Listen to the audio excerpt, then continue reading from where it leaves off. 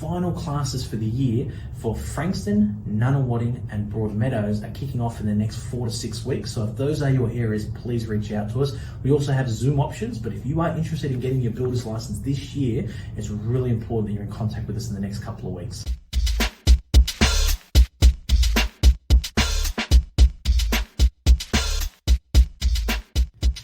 The Builder Registration Weekly Industry Update on the 8th of August 2022. Really exciting week at Builder Reg. We've got another 8 licenses, including a CBU, which is really exciting. So a huge congratulations to Mark Grender, Dominic Saint, Ryan McMahon, Jason O'Sullivan, Anthony Torquino, Matthew Miller, Kevin Lee, and Joel Miller. Thank you so much for choosing Builder Registration as your industry part. And really exciting is that we got our 1,800th license this week too. So 1,801 all up. So again, really exciting. We're really pushing hard to get 2,000 this year. So we don't know who the 2,000 is going to be, but we're really hoping for it to be this year. Sticking with Builder Registration, if anyone is in the area of Werribee, we actually have the last Werribee class for 2022 kicking off on Thursday this week. So if that is your area and you're interested, you really need to be signing up with us by Tuesday, so by tomorrow. So just let us know if that's your area. And our final classes for the year for Frankston, Nunawading and Broadmeadows are kicking off in the next 4 to 6 weeks. So if those are your areas, please reach out to us. We also have Zoom options, but if you are interested in getting your builder's license this year, it's really important that you're in contact with us in the next couple of weeks. So thanks again for the guys that got registered with us, and we're hoping that helps you in your future and your building career.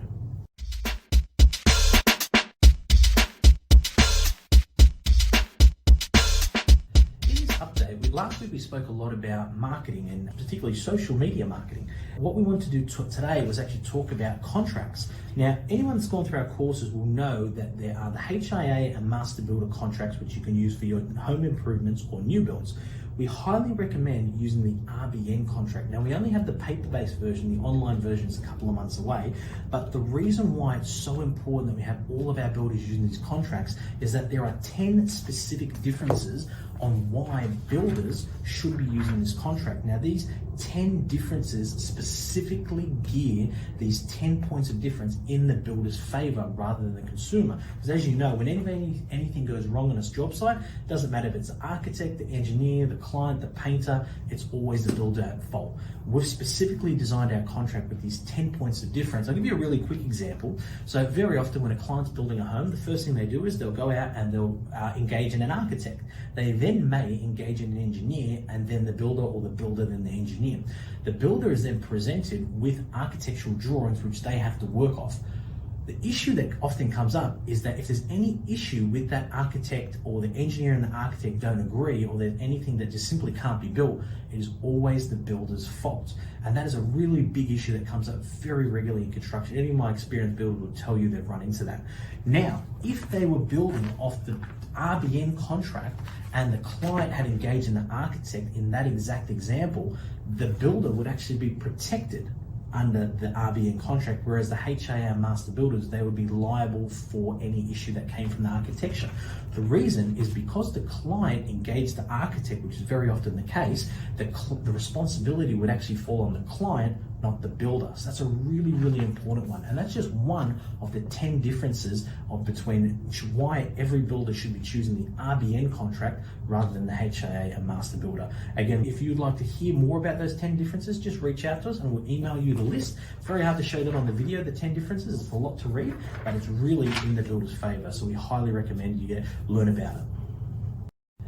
So to wrap up our weekly industry update, we've spoken so much about the books on our previous updates and our tabbing systems. And again, here's the whole 20 books, which is always really intimidating when you see how much goes into going for your DBU interview.